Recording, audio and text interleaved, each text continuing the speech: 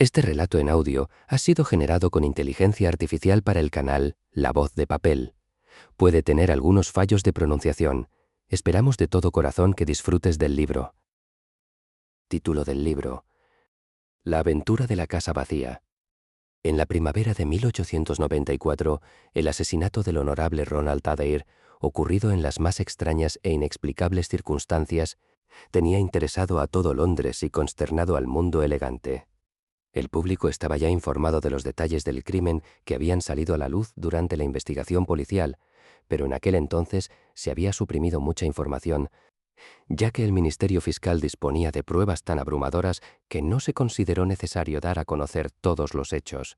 Hasta ahora, después de transcurridos casi 10 años, no se me ha permitido aportar los eslabones perdidos que faltaban para completar aquella notable cadena. El crimen tenía interés por sí mismo, pero para mí aquel interés se quedó en nada, comparado con una derivación inimaginable que me ocasionó el sobresalto y la sorpresa mayores de toda mi vida aventurera. Aún ahora, después de tanto tiempo, me estremezco al pensar en ello y siento de nuevo aquel repentino torrente de alegría, asombro e incredulidad que inundó por completo mi mente. Aquí debo pedir disculpas a ese público que ha mostrado cierto interés por las ocasiones y fugaces visiones que yo le ofrecía de los pensamientos y actos de un hombre excepcional, por no haber compartido con él mis conocimientos. Me habría considerado en el deber de hacerlo de no habérmelo impedido una prohibición terminante, impuesta por su propia boca, que no se levantó hasta el día 3 del mes pasado. Como podrán imaginarse, mi estrecha relación con Sherlock Holmes había despertado en mí un profundo interés por el delito y aun después de su desaparición, nunca dejé de leer con atención los diversos misterios que salían a la luz pública incluso, intenté más de una vez, por pura satisfacción personal, aplicar sus métodos para tratar de solucionarlos, aunque sin resultados dignos de mención. Sin embargo, ningún suceso me llamó tanto la atención como esta tragedia de Ronald Adair. Cuando leí los resultados de las pesquisas que condujeron a un veredicto de homicidio intencionado, cometido por persona o personas desconocidas, comprendí con más claridad que nunca la pérdida que había sufrido la sociedad con la muerte de Sherlock Holmes.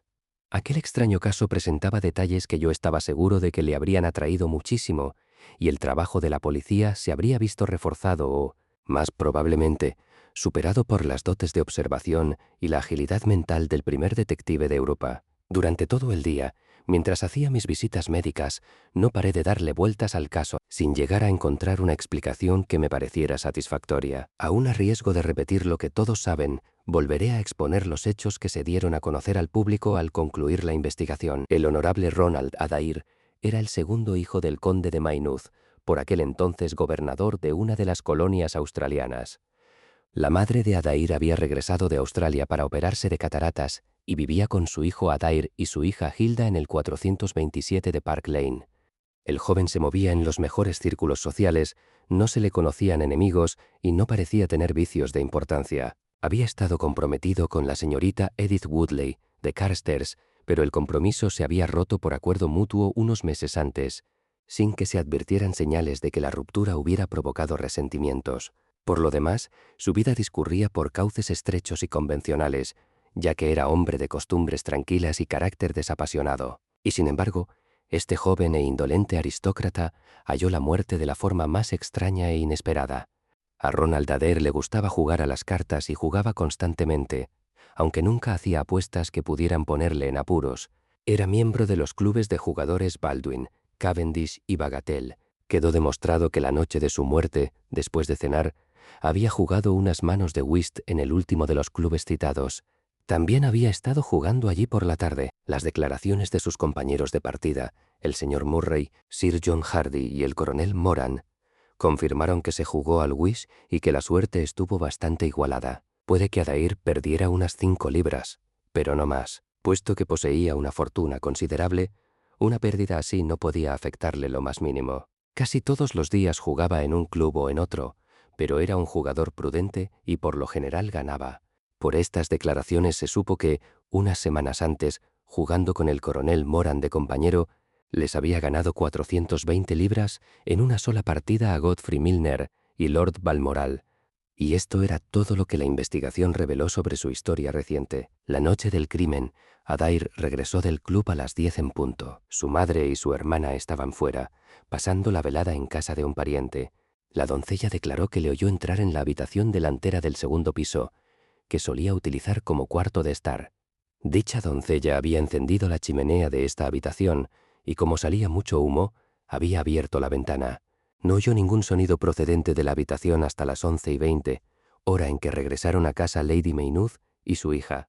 La madre había querido entrar en la habitación de su hijo para darle las buenas noches, pero la puerta estaba cerrada por dentro y nadie respondió a sus gritos y llamadas.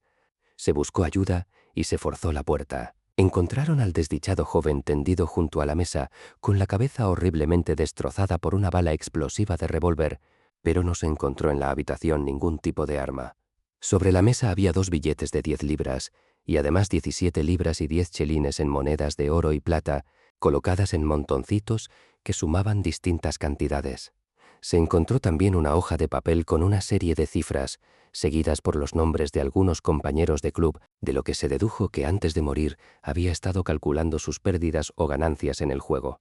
Un minucioso estudio de las circunstancias no sirvió más que para complicar aún más el caso. En primer lugar, no se pudo averiguar la razón de que el joven cerrase la puerta por dentro. Existía la posibilidad de que la hubiera cerrado el asesino, que después habría escapado por la ventana. Sin embargo, ésta se encontraba por lo menos a 6 metros de altura y debajo había un macizo de azafrán en flor. Ni las flores ni la tierra presentaban señales de haber sido pisadas y tampoco se observaba huella alguna en la estrecha franja de césped que separaba la casa de la calle. Así pues, parecía que había sido el mismo joven el que cerró la puerta. Pero, ¿cómo se había producido la muerte? Nadie pudo haber trepado hasta la ventana sin dejar huellas. Suponiendo que le hubieran disparado desde fuera de la ventana, tendría que haberse tratado de un tirador excepcional para infligir con un revólver una herida tan mortífera. Pero, además, Park Lane es una calle muy concurrida y hay una parada de coches de alquiler a 100 metros de la casa.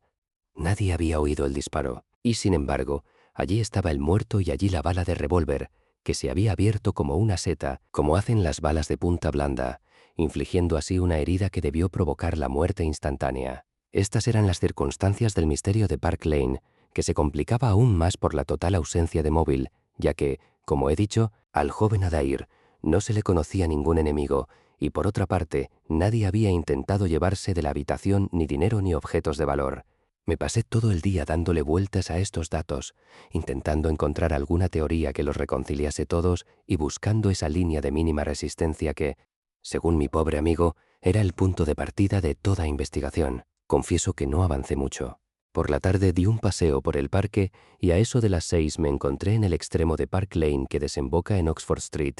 En la acera había un grupo de desocupados, todos mirando hacia una ventana concreta que me indicó cuál era la casa que había venido a ver. Un hombre alto y flaco, con gafas oscuras y todo el aspecto de ser un policía de paisano, estaba exponiendo alguna teoría propia, mientras los demás se apretujaban a su alrededor para escuchar lo que decía. Me acerqué todo lo que pude, pero sus comentarios me parecieron tan absurdos que retrocedí con cierto disgusto. Al hacerlo, tropecé con un anciano contrahecho que estaba detrás de mí, haciendo caer al suelo varios libros que llevaba. Recuerdo que, al agacharme a recogerlos, me fijé en el título de uno de ellos, El origen del culto a los árboles, lo que me hizo pensar que el tipo debía ser un pobre bibliófilo que, por negocio o por afición, coleccionaba libros raros. Le pedí disculpas por el tropiezo, pero estaba claro que los libros que yo había maltratado tan desconsideradamente eran objetos preciosísimos para su propietario. Dio media vuelta con una mueca de desprecio y vi desaparecer entre la multitud su espalda encorvada y sus patillas blancas. Mi observación del número 427 de Park Lane contribuyó bien poco a resolver el enigma que me interesaba. La casa estaba separada de la calle por una tapia baja con verja, que en total no pasaban del 1,5 metros de altura. Así pues, cualquiera podía entrar en el jardín con toda facilidad. Sin embargo, la ventana resultaba absolutamente inaccesible, ya que no había tuberías ni nada que sirviera de apoyo al escalador, por ágil que éste fuera. Más desconcertado que nunca, dirigí mis pasos de vuelta hacia Kensington. No llevaba ni 5 minutos en mi estudio cuando entró la doncella diciendo que una persona deseaba verme. ¿Cuál no sería mi sorpresa al ver que el visitante no era sino el extraño anciano coleccionista de libros, con su rostro afilado y marchito enmarcado por una masa de cabellos blancos y sus preciosos volúmenes, por lo menos una docena encajados bajo el brazo derecho? «¿Parece sorprendido de verme, señor?», dijo con voz extraña y cascada. Reconocí que lo estaba. «Verá usted, yo soy hombre de conciencia, así que vine cojeando detrás de usted, y cuando le vi entrar en esta casa me dije, voy a pasar a saludar a este caballero tan amable y decirle que aunque me he mostrado un poco grosero, no ha sido con mala intención, y que le agradezco mucho que haya recogido mis libros.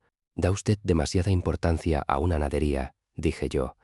«¿Puedo preguntarle cómo sabía quién era yo? Bien, señor, si no es tomarme excesivas libertades, le diré que soy vecino suyo.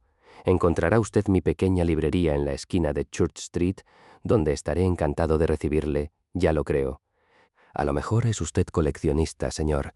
Aquí tengo aves, de Inglaterra, el cátulo, la Guerra Santa, auténticas gangas todos ellos. Con 5 volúmenes podría usted llenar ese hueco del segundo estante. Queda feo, ¿no le parece, señor?» Volví la cabeza para mirar la estantería que tenía detrás, y cuando miré de nuevo hacia adelante, vi a Sherlock Holmes sonriéndome al otro lado de mi mesa. Me puse en pie, lo contemplé durante algunos segundos con el más absoluto asombro, y luego creo que me desmayé por primera y última vez en mi vida. Recuerdo que vi una niebla gris girando ante mis ojos, y cuando se despejó noté que me habían desabrochado el cuello, y sentí en los labios un regusto picante a brandy. Holmes estaba inclinado sobre mi silla con una botellita en la mano. «Querido Watson», dijo la voz inolvidable, «le pido 1000 perdones. No podía sospechar que le afectaría tanto». Yo le agarré del brazo y exclamé, «Holmes, ¿es usted de verdad? ¿Es posible que esté vivo? ¿Cómo se las arregló para salir de aquel espantoso abismo?» «Un momento», dijo él, «¿está seguro de encontrarse en condiciones de charlar? Mi aparición, innecesariamente dramática, parece haberle provocado un terrible sobresalto. Estoy bien, pero, de verdad, Holmes, aún no doy crédito a mis ojos. ¡Cielo santo! Pensar que está usted aquí en mi estudio, usted precisamente». Volví a agarrarlo de la manga y palpé el brazo delgado y fibroso que había debajo. «Bueno, por lo menos sé que no es usted un fantasma», dije. «Querido amigo, cómo me alegro de verle. Siéntese y cuénteme cómo logró salir vivo de aquel terrible precipicio». Se sentó frente a mí y encendió un cigarrillo con el estilo desenfadado de siempre. Todavía vestía la raída levita del librero, pero el resto de aquel personaje había quedado reducido a una peluca blanca y un montón de libros sobre la mesa. Holmes parecía aún más flaco y enérgico que antes, pero su rostro aguileño presentaba una tonalidad blanquecina que me indicaba que no había llevado una vida muy saludable en los últimos tiempos. «Qué gusto da estirarse, Watson», dijo. «Para un hombre alto, no es ninguna broma rebajar su estatura un palmo durante varias horas seguidas. Ahora, querido amigo, con respecto a esas explicaciones que me pide, tenemos por delante, si es que puedo solicitar su cooperación, una noche bastante agitada y llena de peligros. Tal vez sería mejor que se lo explicara todo cuando hayamos terminado el trabajo. Soy todo curiosidad. Preferiría con mucho oírlo ahora. ¿Vendrá conmigo esta noche? Cuando quiera y a donde quiera. Como en los viejos tiempos, tendremos tiempo de comer un bocado antes de salir. Pues bien, en cuanto a ese precipicio, no tuve grandes dificultades para salir de él, por la sencilla razón de que nunca caí en él. ¿Que no cayó usted? No, Watson, no caí. La nota que le dejé era absolutamente sincera. Tenía pocas dudas de haber llegado al final de mi carrera cuando percibí la siniestra figura del difunto profesor Moriarty erguida en el estrecho sendero que conducía a la salvación. Leí en sus ojos grises una determinación implacable. Así pues, intercambié con él unas cuantas frases y obtuve su cortés permiso para escribir la notita que usted recibió. La dejé con mi pitillera y mi bastón, y luego eché a andar por el desfiladero con Moriarty pisándome los talones. Cuando llegamos al final, me dispuse a vender cara mi vida. Moriarty no sacó ninguna arma, sino que se abalanzó sobre mí, rodeándome con sus largos brazos. También él sabía que su juego había terminado y solo deseaba vengarse de mí. Forcejeamos al borde mismo del precipicio. Sin embargo, yo poseo ciertos conocimientos de Baritsu, el sistema japonés de lucha, que más de una vez me han resultado muy útiles. Me solté de su presa y Moriarty lanzó un grito horrible, pataleó como un loco durante unos instantes y trató de agarrarse al aire con las 2 manos, pero, A pesar de todos sus esfuerzos, no logró mantener el equilibrio y se despeñó. Asomando la cara sobre el borde del precipicio, le vi caer durante un largo trecho. Luego chocó con una roca, rebotó y se hundió en el agua. Yo escuchaba asombrado esta explicación que Holmes iba dándome entre chupada y chupada a su cigarrillo. Pero, ¿y las huellas?, exclamé. Yo vi con mis propios ojos 2 series de pisadas que entraban en el desfiladero y ninguna de regreso. Esto es lo que sucedió. En el mismo instante de la muerte del profesor, me di cuenta de la extraordinaria oportunidad que me ofrecía el destino. Sabía que Moriarty no era el único que había jurado matarme. Había por lo menos otros 3 hombres cuyo afán de venganza se vería acrecentado por la muerte de su jefe. Por otra parte, si todo el mundo me creía muerto, estos hombres se confiarían, cometerían imprudencias y, tarde o temprano, yo podría acabar con ellos. Entonces habría llegado el momento de anunciar que todavía pertenecía al mundo de los vivos. Es tal la rapidez con que funciona el cerebro, que creo que ya había pensado todo esto antes de que el profesor Moriarty llegara al fondo de la catarata de Reichenbach. Me levanté y examiné la pared rocosa que tenía detrás. En el pintoresco relato que usted escribió y que yo leí con enorme interés varios meses más tarde, aseguraba usted que la pared era lisa, lo cual no es del todo exacto. Había algunos salientes pequeños y me pareció distinguir una cornisa. El precipicio era tan alto que parecía completamente imposible trepar hasta arriba, pero también resultaba imposible regresar por el sendero mojado sin dejar algunas huellas.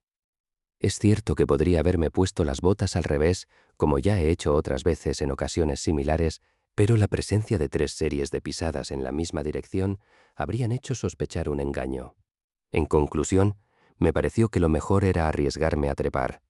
Le aseguro, Watson, que no fue una escalada agradable. La catarata rugía debajo de mí. Soy propenso a imaginar cosas, pero le doy mi palabra que me parecía oír la voz de Moriarty llamándome desde el abismo.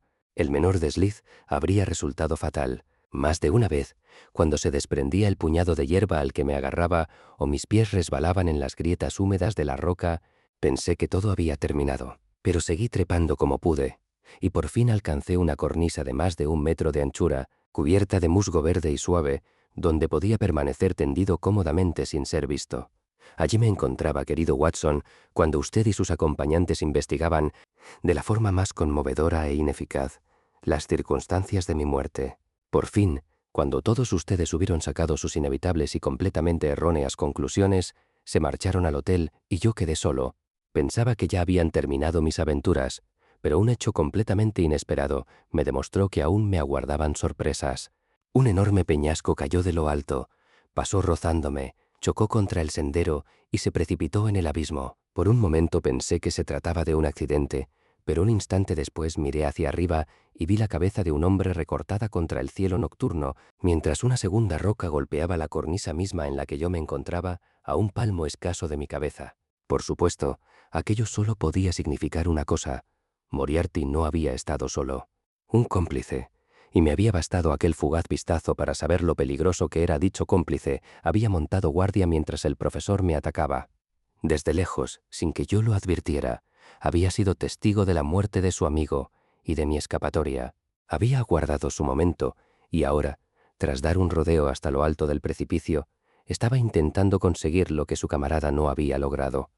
No tuve mucho tiempo para pensar en ello, Watson. Volví a ver aquel siniestro rostro sobre el borde del precipicio y supe que anunciaba la caída de otra piedra.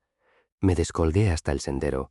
Creo que habría sido incapaz de hacerlo a sangre fría, porque bajar era 100 veces más difícil que subir, pero no tuve tiempo de pensar en el peligro, pues otra roca pasó zumbando junto a mí mientras yo colgaba agarrado con las manos al borde de la cornisa. A la mitad del descenso resbalé, pero gracias a Dios fui a caer en el sendero lleno de arañazos y sangrando.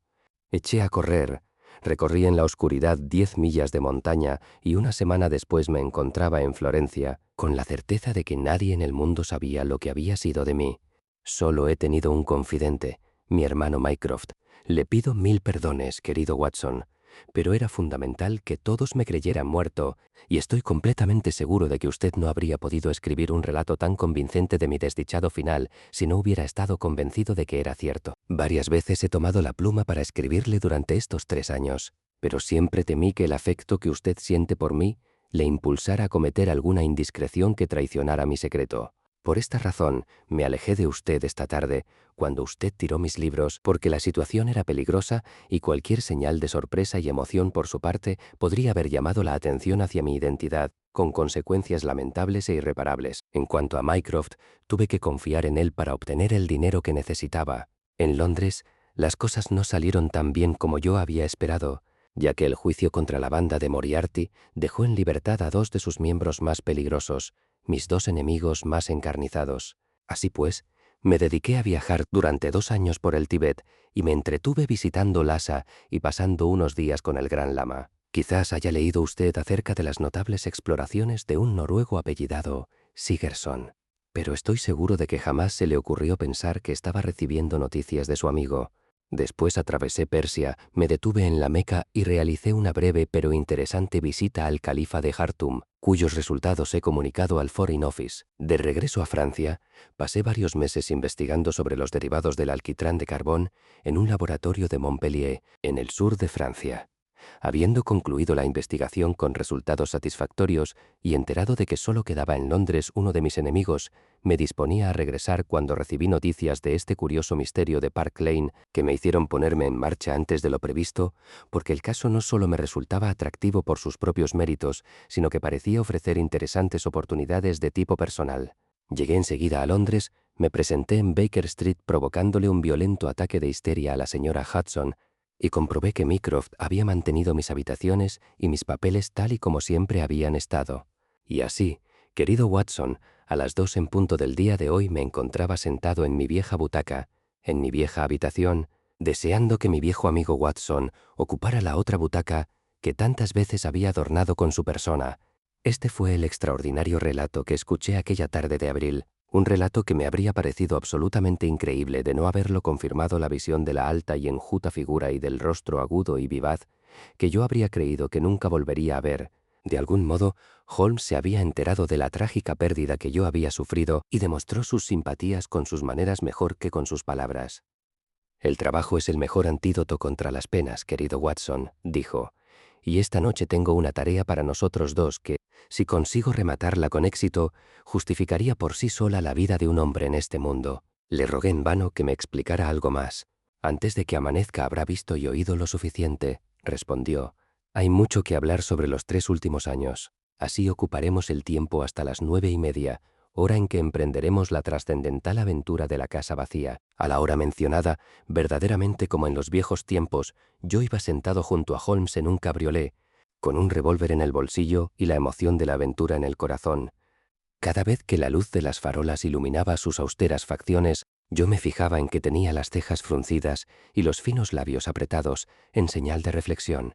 Yo no sabía qué clase de fiera salvaje íbamos a cazar en la tenebrosa selva del delito de Londres, pero por la actitud de aquel maestro de cazadores me daba perfecta cuenta de que la aventura era de las más serias, y la sonrisa sardónica que de cuando en cuando rompía su ascética seriedad no presagiaba nada bueno para el objeto de nuestra persecución. Había pensado que nos dirigíamos a Baker Street, pero Holmes hizo detenerse el coche en la esquina de Cavendish Square. Al bajarse, me fijé en que dirigía inquisitivas miradas a derecha e izquierda, y cada vez que llegábamos a una esquina tomaba las máximas precauciones para asegurarse de que nadie nos seguía. Holmes conocía a la perfección todas las callejuelas de Londres, y en esta ocasión me llevó con paso rápido y seguro a través de una red de cocheras y establos cuya existencia yo ni siquiera había sospechado.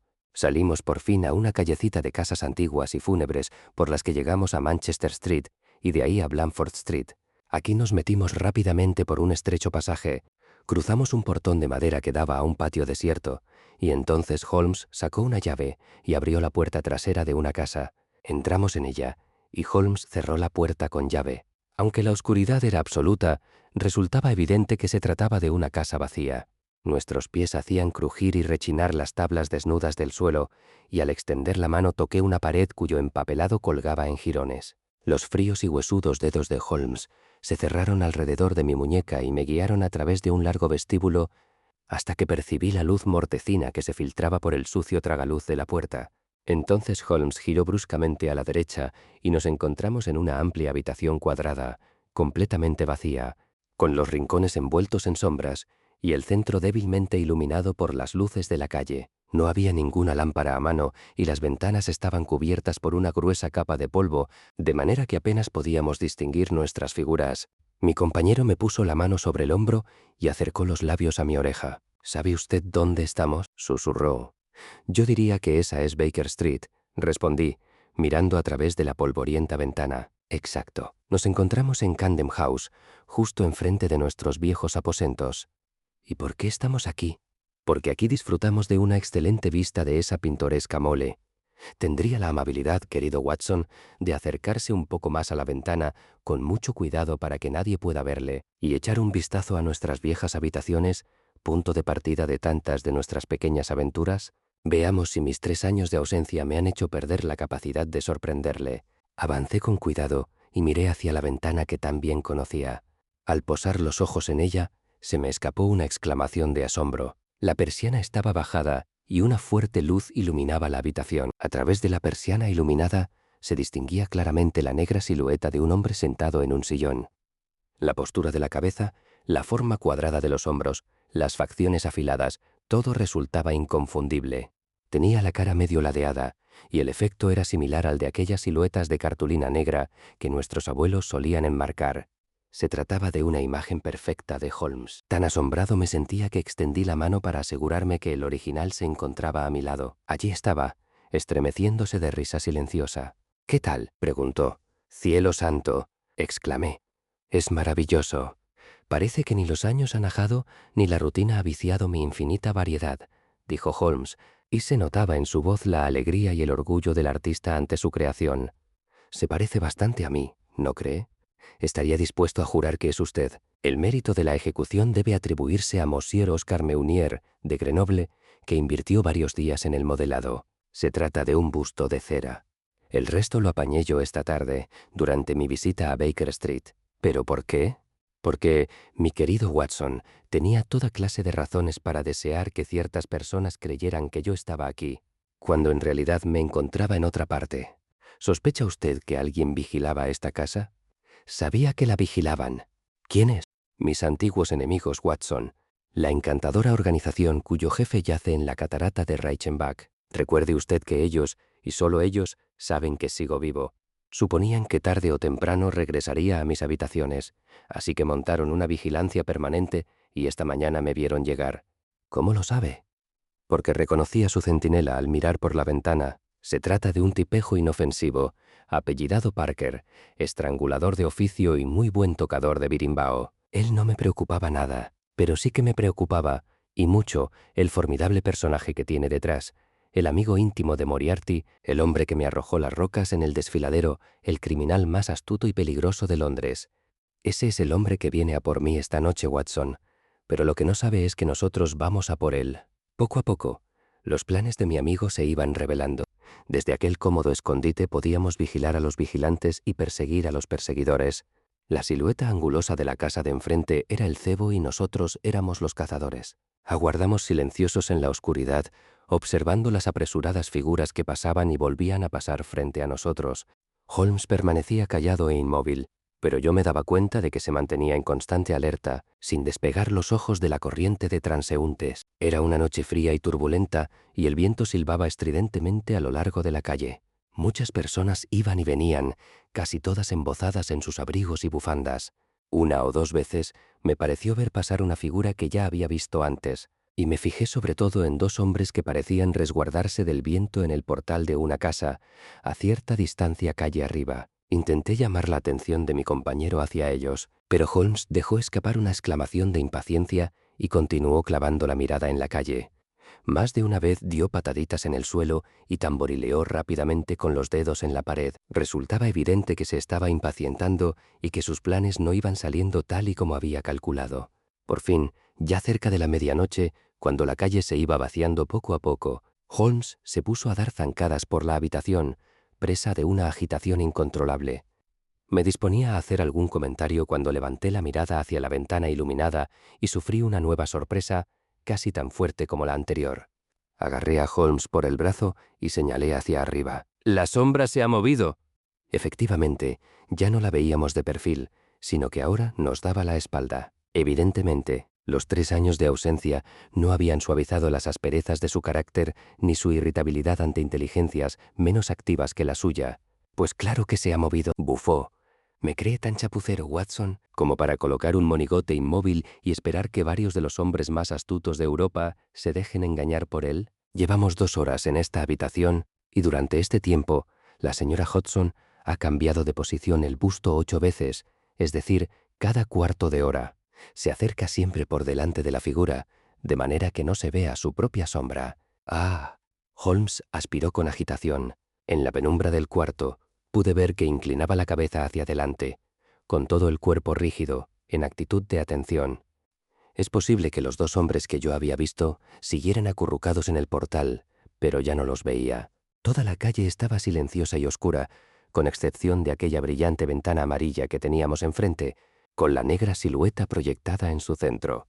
En medio del absoluto silencio, volví a oír aquel suave silbido que indicaba una intensa emoción reprimida. Un instante después, Holmes me arrastró hacia el rincón más oscuro de la habitación y me puso la mano sobre la boca en señal de advertencia.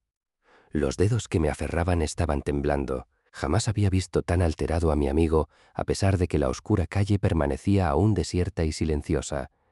Pero de pronto percibí lo que sus sentidos, más agudos que los míos, ya habían captado. A mis oídos llegó un sonido bajo y furtivo que no procedía de Baker Street, sino de la parte trasera de la casa en la que nos ocultábamos. Una puerta se abrió y volvió a cerrarse. Un instante después, se oyeron pasos en el pasillo, pasos que pretendían ser sigilosos, pero que resonaban con fuerza en la casa vacía. Holmes se agazapó contra la pared y yo hice lo mismo, con la mano cerrada sobre la culata de mi revólver. Atisbando a través de las tinieblas, logré distinguir los contornos difusos de un hombre, una sombra apenas más negra que la negrura de la puerta abierta. Se quedó parado un instante y luego avanzó para entrar en la habitación, encogido y amenazador. La siniestra figura se encontraba a menos de 3 metros de nosotros y yo ya tensaba los músculos, dispuesto a resistir su ataque, cuando me di cuenta de que él no había advertido nuestra presencia. Pasó muy cerca de nosotros, se acercó con sigilo a la ventana y la alzó como un palmo, con mucha suavidad y sin hacer ruido. Al agacharse hasta el nivel de la abertura, la luz de la calle, ya sin el filtro del cristal polvoriento, cayó de lleno sobre su rostro. El hombre parecía fuera de sí a causa de la emoción. Sus ojos brillaban como estrellas y sus facciones temblaban. Se trataba de un hombre de edad avanzada, con nariz fina y pronunciada, frente alta y calva, y un enorme bigote canoso. Llevaba un sombrero de copa echado hacia atrás, y bajo su abrigo desabrochado brillaba la pechera de un traje de etiqueta. Su rostro era sombrío y atezado, surcado por profundas arrugas. En la mano llevaba algo que parecía un bastón, pero que al apoyarlo en el suelo resonó con ruido metálico. A continuación, sacó del bolsillo de su abrigo un objeto voluminoso y se enfrascó en una tarea que concluyó con un fuerte chasquido, como el que produce un muelle o un resorte al encajar en su sitio. Siempre con las rodillas en el suelo, se inclinó hacia adelante, aplicando todo su peso y su fuerza sobre alguna especie de palanca. El resultado fue un prolongado chirrido que terminó también con un fuerte chasquido. Entonces el hombre se enderezó y vi que lo que sostenía en la mano era una especie de fusil, con una culata de forma extraña. Abrió la recámara, metió algo en ella y cerró de golpe el cerrojo. Luego se volvió a agachar, apoyó el extremo del cañón en el borde de la ventana abierta y vi cómo sus largos bigotes rozaban la culata mientras sus ojos brillaban al enfilar el punto de mira. Oí un ligero suspiro de satisfacción cuando se acomodó la culata en el hombro y comprobé el magnífico blanco que ofrecía la silueta negra sobre fondo amarillo en plena línea de tiro. El hombre permaneció rígido e inmóvil durante un instante y luego su dedo se cerró sobre el gatillo. Se oyó un fuerte y extraño zumbido y el prolongado tintineo de un cristal hecho pedazos. En aquel instante, Holmes saltó como un tigre sobre la espalda del tirador y le hizo caer de bruces. Pero, al momento, volvió a levantarse y agarró a Holmes por el cuello con la fuerza de un loco. Le golpeé en la cabeza con la culata de mi revólver y cayó de nuevo al suelo. Me lancé sobre él y, mientras lo sujetaba, mi compañero hizo sonar con fuerza un silbato. Se oyeron pasos que corrían por la acera y 2 policías de uniforme, más un inspector de paisano, penetraron en tromba por la puerta delantera. «¿Es usted Lestrade?», preguntó Holmes. «Sí, señor Holmes. Quise ocuparme yo mismo de este asunto. Qué alegría volverle a ver en Londres, señor». Pensé que no le vendría mal un poco de ayuda extraoficial. 3 asesinatos sin resolver en un año no indican nada bueno, Lestrade. Sin embargo, en el misterio de Molesey no se comportó usted con su habitual, quiero decir, lo llevó usted bastante bien. Nos habíamos puesto de pie y nuestro prisionero jadeaba ruidosamente con un fornido policía a cada lado. En la calle empezaban ya a reunirse grupillos de curiosos.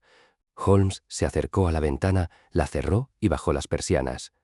Lestrade había sacado 2 velas y los policías habían destapado sus linternas. Entonces pude, por fin, echarle un buen vistazo a nuestro prisionero. El rostro que nos encaraba era tremendamente viril, pero de expresión siniestra, con la frente de un filósofo por arriba y la mandíbula de un depravado por abajo. Debía de tratarse de un hombre con grandes dotes tanto para el bien como para el mal, pero resultaba imposible mirar sus ojos azules y crueles, con los párpados caídos y la mirada cínica, o la agresiva nariz en punta y la amenazadora frente surcada de arrugas, sin leer en ellos las claras señales de peligro colocadas por la naturaleza.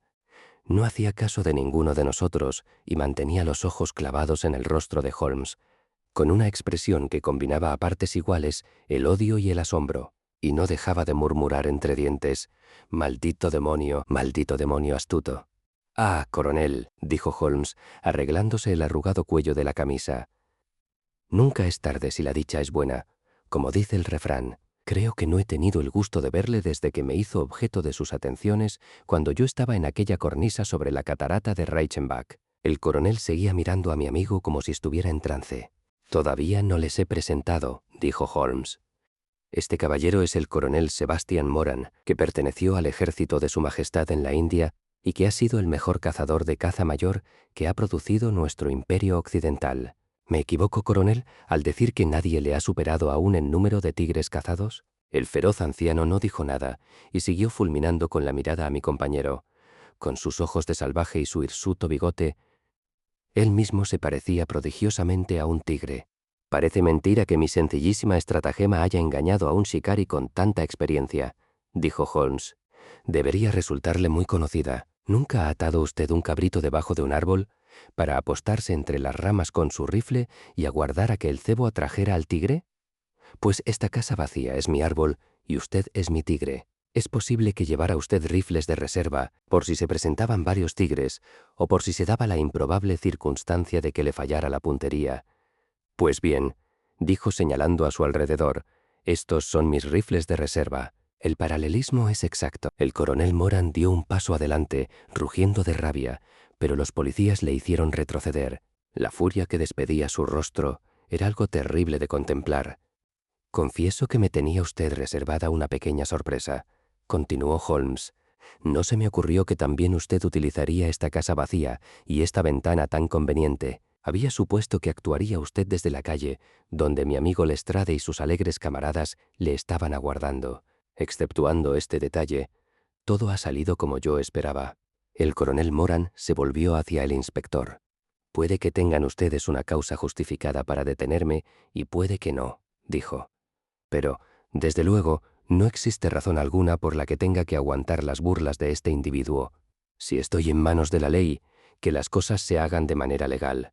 «Bien, eso es bastante razonable», dijo Lestrade. «No tiene nada más que decir antes de que nos vayamos, señor Holmes». Holmes había recogido del suelo el potente fusil de aire comprimido y estaba examinando su mecanismo. «Un arma admirable y originalísima», dijo, «silenciosa y de tremenda potencia. Llegué a conocer a von Herder, el mecánico alemán ciego que la construyó por encargo del difunto profesor Moriarty. Durante años he sabido de su existencia, pero hasta ahora no había tenido la oportunidad de examinarla. Se la encomiendo de manera muy especial, Lestrade, junto con sus correspondientes balas. «Puede usted confiarla a nuestro cuidado, señor Holmes», dijo Lestrade mientras todo el grupo se dirigía hacia la puerta. «¿Algo más?» «Solo preguntar de qué piensa usted acusar al detenido». «¿De qué, señor?» «Pues, naturalmente, de intentar asesinar al señor Sherlock Holmes». «De eso, nada, Lestrade. No tengo ninguna intención de aparecer en el asunto. A usted, y solo a usted, le corresponde el mérito de la importantísima detención que acaba de practicar. Sí, Lestrade, le felicito. Con su habitual combinación de astucia y audacia, ha conseguido usted atraparlo». «¿Atraparlo? ¿Atrapar a quién, señor Holmes?» al hombre que toda la policía ha estado buscando en vano, al coronel Sebastian Moran, que asesinó al honorable Ronald Adir con una bala explosiva, disparada con un fusil de aire comprimido a través de la ventana del segundo piso de Park Lane, número 427, el día 30 del mes pasado. Esa es la acusación, Lestrade. Y ahora, Watson, si es usted capaz de soportar la corriente que se forma con una ventana rota, creo que le resultará muy entretenido y provechoso pasar media hora en mi estudio mientras fuma un cigarro. Nuestras antiguas habitaciones se habían mantenido inalteradas gracias a la supervisión de Mycroft Holmes y a los servicios inmediatos de la señora Hudson. Es cierto que al entrar observé una pulcritud desacostumbrada, pero los viejos puntos de referencia seguían todos en su sitio. Allí estaba el rincón de química, con la mesa de madera manchada de ácido. Sobre un estante se veía la formidable hilera de álbumes de recortes y libros de consulta que tantos de nuestros conciudadanos habrían quemado con sumo placer. Los gráficos, el estuche de violín, el colgador de pipas, hasta la babucha persa que contenía el tabaco, todo me saltaba a la vista al mirar a mi alrededor. En la habitación había 2 ocupantes. Uno de ellos era la señora Hudson, que nos miró radiante al vernos entrar. El otro era el extraño maniquí que tan importante papel había desempeñado en las aventuras de aquella noche. Era un busto de mi amigo en cera de color, admirablemente ejecutado y con un parecido absoluto. Estaba colocado sobre una mesita que le servía de pedestal y envuelto en una vieja bata de Holmes, de manera que visto desde la calle, la ilusión era perfecta. «Confío en que tomaría usted todas las precauciones, señora Hudson», dijo Holmes. Me acerqué de rodillas, señor Holmes, tal como usted me dijo. «Excelente. Lo ha hecho usted muy bien. ¿Se fijó en dónde fue a pegar la bala?» «Sí, señor. Me temo que ha estropeado su magnífico busto, porque le atravesó la cabeza y fue a aplastarse contra la pared. La recogí de la alfombra y aquí la tiene». Holmes me la mostró. Una bala de revólver blanda, como puede ver. Watson, una idea genial. ¿Quién iba a imaginar que se podía disparar esto con un fusil de aire comprimido? Muy bien, señora Hudson, le estoy agradecido por su cooperación. Y ahora, Watson, haga el favor de ocupar una vez más su antiguo asiento, ya que me gustaría discutir con usted varios detalles. Se había despojado de la raída levita y era de nuevo el Holmes de los viejos tiempos, con el batín de color parduzco con que había vestido a su efigie. Los nervios del viejo sicari siguen tan bien templados como siempre, y su vista igual de aguda, dijo riendo mientras inspeccionaba la frente reventada de su busto. Un balazo en el centro de la nuca que atraviesa el cerebro de parte a parte. Era el mejor tirador de la India y no creo que haya muchos en Londres que le superen. ¿No había oído hablar de él? Nunca. Qué injusta es la fama, aunque, si no recuerdo mal, tampoco había usted oído hablar del profesor James Moriarty, que poseía uno de los mejores cerebros de este siglo. Haga el favor de pasarme mi índice de biografías, que está en ese estante. Fue pasando las páginas con indolencia, echándose hacia atrás en su asiento y emitiendo grandes nubes de humo con su cigarro. Mi colección de M's es de lo mejorcito, dijo. Solo con Moriarty bastaría para dar prestigio a una letra, y aquí tenemos además a Morgan, el envenenador, Merridew, de funesto recuerdo, y Matthews, que me saltó el colmillo izquierdo de un puñetazo en la sala de espera de Charing Cross. Y aquí tenemos por fin a nuestro amigo de esta noche. Me pasó el libro y leí. Moran, Sebastian, coronel, sin empleo. Sirvió en el Printo de Zapadores de Bengalore. Nacido en Londres en 1840, hijo de Sir Augustus Moran, C.B., ex embajador británico en Persia. Educado en Eton y Oxford, sirvió en la campaña de Gowaki, en la campaña de Afganistán, en Charasiab, menciones elogiosas, Sherpur y Kabul. Autor de Caza Mayor en el Himalaya Occidental, 1881. 3 meses en la jungla, 1884. Dirección: Conduit Street. Clubes: el Anglo Indio, el Tankerville, el Bagatelle Card Club. Al margen aparecía escrito, con la letra precisa de Holmes, el segundo hombre más peligroso de Londres. «Es asombroso», dije, devolviéndole el volumen. «La carrera de este hombre es la de un militar honorable». «Es cierto», respondió Holmes. «Hasta cierto punto se portó muy bien. Siempre fue un hombre con nervios de acero, y todavía se cuenta en la India la historia de cuando se arrastró por una acequia persiguiendo a un tigre herido, devorador de hombres. Algunos árboles, Watson, crecen derechos hasta cierta altura y de pronto desarrollan cualquier extraña deformidad. Lo mismo sucede a menudo con las personas. Sostengo la teoría de que el desarrollo de cada individuo representa la sucesión completa de sus antepasados y que cualquier giro repentino hacia el bien o hacia el mal obedece a una poderosa influencia introducida en su árbol genealógico. La persona se convierte, podríamos decir, en una recapitulación de la historia de su familia. Una teoría bastante extravagante, diría yo. Bien, no insistiré en ello. Por la causa que fuera, el coronel Moran empezó a descarriarse. Aún sin dar lugar a ningún escándalo público, la India le llegó a resultar demasiado incómoda. Se retiró, vino a Londres y también aquí adquirió mala reputación. Fue entonces cuando le localizó el profesor Moriarty, para quien actuó durante algún tiempo como jefe de su Estado Mayor. Moriarty le proporcionaba dinero en abundancia, y solo le utilizó en 1 o 2 trabajos de primerísima categoría, que quedaban fuera del alcance de un criminal corriente. Quizás recuerde usted la muerte de la señora Stewart de Lauder en 1887, ¿no? Bueno, pues estoy seguro que Moran estuvo en el fondo del asunto, pero no se pudo demostrar nada. El coronel tenía las espaldas tan bien cubiertas que, incluso después de la desarticulación de la banda de Moriarty, resultó imposible acusarle de nada. ¿Se acuerda de aquella noche en que fui a su casa y cerré las contraventanas por temor a los fusiles de aire comprimido? Sabía muy bien lo que me hacía. Estaba enterado de la existencia de este extraordinario fusil y sabía también que lo manejaba uno de los mejores tiradores del mundo. Cuando fuimos a Suiza, él nos siguió en compañía de Moriarty, y no cabe duda de que fue él quien me hizo pasar aquellos 5 minutos de infierno en la cornisa de Reichenbach. Como podrá usted suponer, durante mi estancia en Francia leí con bastante atención los periódicos a la espera de una oportunidad de echarle el guante. Mi vida no tenía sentido mientras él anduviese suelto por Londres. Su sombra pesaría sobre mí noche y día, y tarde o temprano encontraría una oportunidad de caer sobre mí. ¿Qué podía hacer? No podía buscarle y pegarle un tiro, porque iría a parar a la cárcel. Tampoco serviría de nada recurrir a un magistrado. Los jueces no pueden actuar basándose en lo que a ellos tiene que parecerles una sospecha disparatada, así que no podía hacer nada. Pero seguía leyendo los sucesos, porque estaba seguro de que tarde o temprano le pillaría. Y entonces se produjo la muerte de este Ronald Adair. Por fin había llegado mi oportunidad. Sabiendo lo que yo sabía, ¿no resultaba evidente que el coronel Moran era el culpable? Había jugado a las cartas con el joven, le había seguido a su casa desde el club, le había disparado a través de la ventana abierta. No cabía duda alguna. Solo con las balas bastaría para echarle la soga al cuello, así que vine inmediatamente.